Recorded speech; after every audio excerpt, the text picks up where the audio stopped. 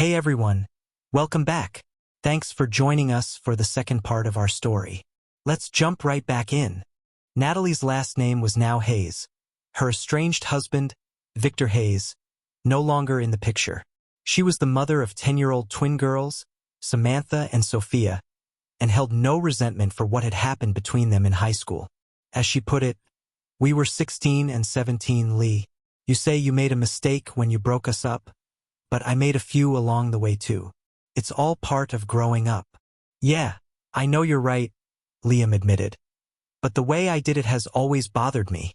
"Well, I'm really glad we've reconnected," Natalie said, her eyes soft.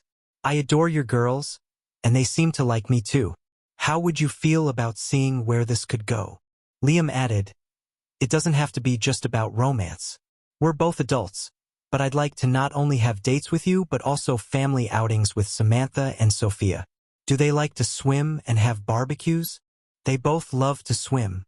As for barbecues, they haven't had one in a while, so you might get some curious looks and questions." Then she continued, a playful glint in her eyes. "And don't dismiss intimacy so quickly, Lee. I happen to enjoy that part of a relationship, and with the right person, it's always welcome." She paused, a shadow crossing her face. "I've had experience with one selfish jerk who only cared about his own pleasure. Knowing you, I'm sure you're not that kind of man." "Okay," Liam chuckled, relieved by her openness. "How about we plan a barbecue for this Sunday? I have an indoor pool and love to grill. The girls can burn off some energy, and you can reconnect with my mother. She always liked you better than me anyway." He laughed as Natalie playfully swatted his arm. The barbecue was a huge success.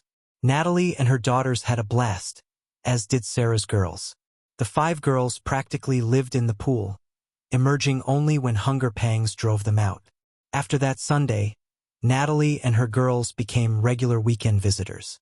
Whenever possible, Liam arranged for his nieces and Natalie's daughters to have sleepovers together. Lily felt she was too old to chaperone, but she only missed a couple of the parties, as she loved swimming too much to stay away. After nearly 6 months of dating, Natalie turned to him one evening, her expression serious. "Lee, where do you see our relationship going?" Liam, suddenly feeling a familiar knot of anxiety, replied, "I've been afraid of possibly hurting you again, Nat, but the truth is, I love you, and I want to be with you always." A radiant smile spread across her face. She threw her arms around him in a tight hug and showered him with kisses. "Will you marry me?" Liam asked, his hand reaching into his pocket for the ring box he'd been carrying around for a month, hesitant to propose too soon. Natalie squeezed him tighter. "Yes, yes, yes. I will marry you. Would you like to ask the girls what they think?" Liam suggested, a playful grin on his face. Natalie laughed. "You had better not mention that if we get married, the girls can use the pool daily. That's an unfair bribe." They gathered the girls together. Liam began, "Girls, I have an important question to ask you. You're not in trouble, but this is important. How would you feel if I married your mother? I'm not trying to replace your father, but I would like to be your stepfather. I love you both as if you were my own daughters." Samantha, always the more outspoken one, put her finger to her cheek thoughtfully. "Well," she said, a mischievous glint in her eyes, "it will cost you. We insist on permanent access to the pool and at least one pizza night a month." Natalie, Liam, and Sophia burst into laughter. Liam opened his arms, and both girls rushed over for a hug. Then, Sophia did something Liam hadn't expected. She kissed his cheek and quietly asked, "When you marry Mom, can I call you Daddy?" Liam felt a lump form in his throat, his eyes starting to water. He couldn't speak for a few seconds. "I would be so proud to be your daddy, sweetheart," he finally managed, his voice thick with emotion. "And you would both be my favorite daughters." "Swat!" 2 little hands playfully hit his arms as the girls giggled. "We would be your only daughters, so we would have to be your favorites." "Hey, that's right," Liam conceded with a smile. "It wouldn't be fair to have just one favorite. I love you both, so you're both my favorites." Natalie joined the group hug, and Liam felt her tears on his shoulder as she buried her face against him. She whispered, "You've made me so incredibly happy and proud of you, Lee. You're going to be their dad and my husband until the end of our days." That moment eventually became the third best day of his life. Natalie, Carol, and then all 5 girls dove headfirst into wedding planning mode. Since both Liam and Natalie had been married before, they decided on a small, family-focused wedding. Natalie's parents were deceased, so Carol and the 5 girls comprised the entire wedding party. Daniel served as Liam's best man. He had, indeed, turned over a new leaf and was now happily engaged himself. The wedding turned out to be the second best day of Liam's life. Their honeymoon involved taking all 5 girls to Orlando, Florida. They spent far too much money on souvenirs and theme park food, but the sight of 5 exhausted but happy girls and a blissfully content wife made it a truly wonderful trip. Lily even took charge of the younger girls for a few hours so Liam and Natalie could have some much-needed alone time.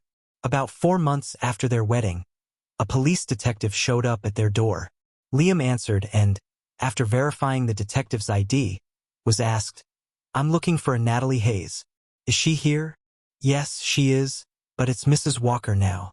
I'll go get her. Would you like to come in and have a seat? She's watching over the girls in the pool." Liam went to the pool, had the girls get out, and told Natalie about the policeman. "I'll be right here with you the whole time. Don't be afraid." "I'm not afraid, just nervous." With that, they walked into the den where Liam had seated the detective. "Ma'am, I'm Detective Sergeant Miller. It's my sad duty to inform you that your daughter's father, Victor Hayes, was found dead 3 days ago. Preliminary autopsy results indicate he died of a heart attack brought on by illegal narcotic use. He didn't overdose this time, but it pushed his damaged heart into complete cardiac failure. We only found you because of his emergency contact list. Apparently, he had kept up with your whereabouts, as this address was listed." Natalie let out a long sigh. "I know it sounds cruel, but I don't have any feelings for the man who deserted his family when my daughters were less than 4 years old. I'm sorry he's dead, and I did love him once, but he's been dead to me for more than 6 years." The officer handed Natalie a copy of the report and a card with information on how to obtain copies of the death certificate. He explained that she would be eligible for Social Security benefits for the girls until they turned 18. "We'll also send you all the personal effects we found on his body and at his residence. Your ex-husband wasn't destitute. There were many documents, and you'll receive all of them. I hope you find something of value in his belongings, as your ex was also someone who tried hard to keep things hidden. We discovered 4 different IDs and had a difficult time determining which was real. The military fingerprint database confirmed his identity as Victor Hayes." About 2 weeks later, Natalie received a large package of documents. She asked Liam to help her sort through it. They decided to send the girls to stay with Sarah for a long weekend so they could have the time and privacy to examine everything. They started with the easiest items to identify. There were documents supporting all 4 IDs which they set aside. Then came bills and bank statements which went into a separate pile. Next, they found 3 life insurance policies. Each policy was for $250,000, with Natalie and each of the girls listed as beneficiaries. These were added to the bank statement pile. There were also titles to 7 different vehicles. Liam mentally scratched his head. Why would Victor need 7 vehicles, and where were they? He placed those documents in a third pile. Finally, they found several property deeds. Most were for properties in or near Chicago, but one was for a property in the Florida Keys, and another was for a condo in Hawaii. These went with the vehicle titles. The most significant find was a sealed letter addressed to Natalie. There was something else inside the envelope besides paper. Natalie's hands trembled as she tried to open it, so she finally handed it to Liam. He carefully opened the envelope, and a key fell out, a business card taped to it. He gave the letter and the key to Natalie.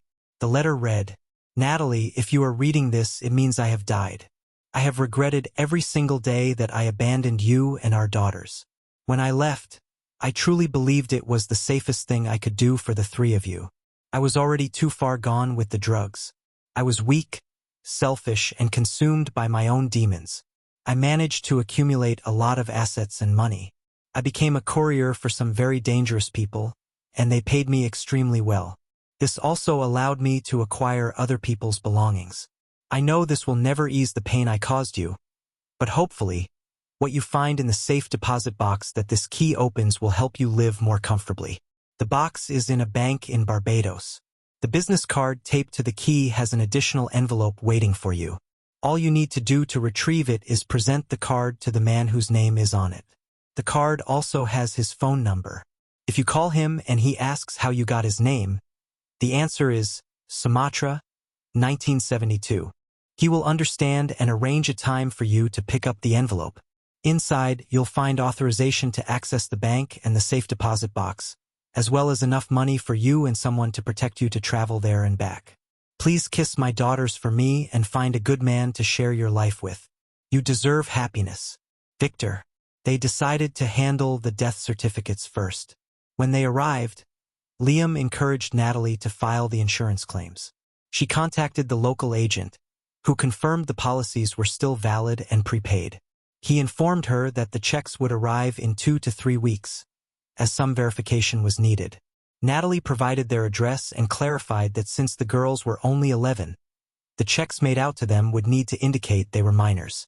The agent thanked her for the information.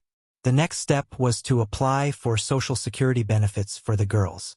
One strange detail about Victor's 4 IDs was that they all used the same Social Security number. Then, they made plans for Natalie to meet the man holding the envelope. They arranged for Carol to watch the girls. Natalie insisted unequivocally that Liam would be her bodyguard. When she called the number on the business card, she put her phone on speaker. They heard what sounded like additional phones being dialed in the background. When the call was finally answered, a voice asked, "Where did you get this number?" Natalie replied, "Sumatra, 1972. "Very good. I am at the Federal Square building, room 413. I will see you at your convenience tomorrow between 10 a.m. and 4 p.m. Goodbye." Natalie looked at Liam, her brow furrowed. How on earth will he know who we are? We'll take the letter and the card. I don't know how else he would verify you're the right person. If he asks, we'll show him the key, but we won't give it to him. It's also probable that since he's here in the area, he's had people checking up on you. The meeting the next day was as surreal as everything else that had been happening. As soon as they entered the room, a monitor on the wall in front of them flickered to life, displaying a unique symbol. A voice from unseen speakers said, "I see you brought your new husband, Mrs. Walker. That is good. Now, if you would hold up the business card and the key, we can proceed." Natalie held up the items, and a small drawer slid out of the wall beneath the monitor. Natalie retrieved the envelope and stepped back. The voice continued, "Inside that envelope are 2 open-date, round-trip tickets to Barbados. There is also money, bank instructions, and the access codes you will need for the bank accounts and the safe deposit box. Good day." The screen went blank, and the door behind them clicked open. They left the building in stunned silence. Liam spent some time that day deep in thought. He shared his ideas with Natalie. Then he called Detective Miller, the officer who had delivered the news about Victor. "Detective, if I give you some vehicle identification numbers, could you possibly see who is listed as the owner? We don't believe anything illegal is going on, but we want to be sure. If they aren't registered under one of Victor's 4 IDs, we'd like to try and return them to the last known owner. There are also several properties we need to verify ownership for." Detective Miller readily agreed to help. Liam faxed him the list of VIN numbers and property addresses. 2 hours later, the detective called back with the information. All the vehicles had been purchased at police auctions and were registered to Victor Hayes, making them legally the property of his next of kin. The properties were all owned by a trust, with Natalie and the girls listed as the beneficiaries upon Victor's death. Detective Miller provided the contact information for the law firm handling the trust documents. Liam's next suggestion was to locate the vehicles. This turned out to be surprisingly easy, as they were all stored in a local warehouse listed as Victor's address. An additional express package arrived containing the vehicle keys and a garage door opener, along with a note stating that the device would grant access to the warehouse. They knew what kind of cars and trucks to expect, but their condition was unknown. The 3 pickup trucks were tricked-out street cruisers, and the three cars were an Audi Quattro, a BMW M5 sedan, and a Mercedes limo. The final vehicle was a Honda Goldwing motorcycle with a sidecar. Next, they decided to investigate the Chicago properties. Their first stop was the trust law firm to verify their identities. Most of the properties turned out to be profitable warehouses. One, however, was a luxurious 5-bedroom penthouse condo on Chicago's Gold Coast, near Grant Park. The other 2 properties could wait. Their trip to Barbados took place 3 weeks after the girls finished school for the summer. Samantha and Sophia moved into Liam's house with Carol, while he and Natalie traveled to retrieve the contents of the bank accounts and the safe deposit box. After arriving, they checked into their hotel, both feeling the unfamiliarity of a foreign country. Liam found himself sleeping fitfully. Sometime around 2 a.m., he heard the hotel room door open. Since they had registered as Mr. and Mrs. Walker, someone in the U.S. must have leaked their information. 2 men entered the room and froze, their night vision goggles momentarily overloading as Liam flicked on the lights. While they were disoriented, Liam grabbed a solid steel bar he'd brought for security and struck the larger man, who immediately collapsed. The second intruder was fumbling in his pocket. Liam swiftly incapacitated him as well. He immediately called hotel security and the local police. Needless to say, any further sleep was out of the question. The local police recognized the 2 men and complimented Liam on subduing them without resorting to firearms. The hotel promptly fired the night desk clerk and had him arrested for providing the intruders with their room number. The source of the information leak from the U.S. remained unknown. The hotel comped their entire stay, including all meals at the hotel restaurant.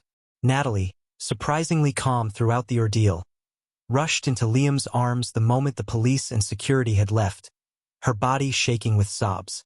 "I was so afraid you'd be hurt," she cried. "You're a brave man, my hero. I love you." "I'm okay, Nat. Just hold me." The first thing Liam did the next morning was call the senior partner at the trust law firm back in the States.